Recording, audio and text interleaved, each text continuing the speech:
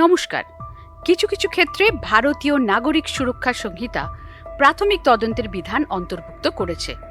Section 173 subclause 3 BNSS অনুসারে 3 বছর বা তার বেশি কিন্তু 7 বছরের কম শাস্তিযোগ্য অপরাধের বিষয়ে তথ্য বা ইনফরমেশন পাওয়ার পর একজন ন্যূনতম ডিএসপি র্যাঙ্কের অফিসারের পারমিশন নিয়ে থানার ওসি অপরাধের প্রকৃতি ও গুরুত্ব বিচার করে প্রাথমিক তদন্ত করতে পারেন।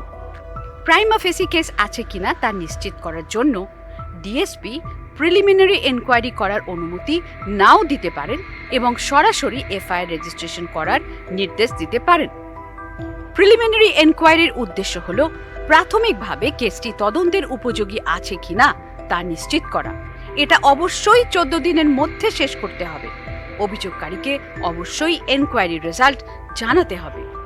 এর আগেও ললিতা কুমারী মামলায় মাননীয় সুপ্রিম কোর্টের রায় অনুসারে পুলিশকে প্রিলিমিনারি এনকোয়ারির করার ক্ষমতা দেওয়া হয়েছিল, কিন্তু কয়েকটি নির্দিষ্ট ক্যাটাগরি কেসের ক্ষেত্রেই এই প্রিলিমিনারি এনকোয়ারির ক্ষমতা সীমাবদ্ধ ছিল।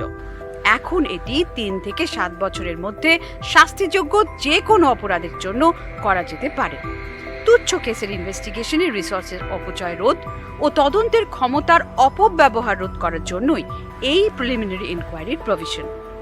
প্রিলিমিনারি এনকোয়ারির সময় সাক্ষীদের বক্তব্য রেকর্ড করা যেতে পারে এবং ডকুমেন্টস পরীক্ষা করা যেতে পারে, কিন্তু কোনো ফর্মাল সিজার করা যাবে না। জেনারেল ডায়েরিতে এই বিষয়ক প্রতিদিনের কাজের জিস্ট নথিভুক্ত করতে হবে। ধন্যবাদ।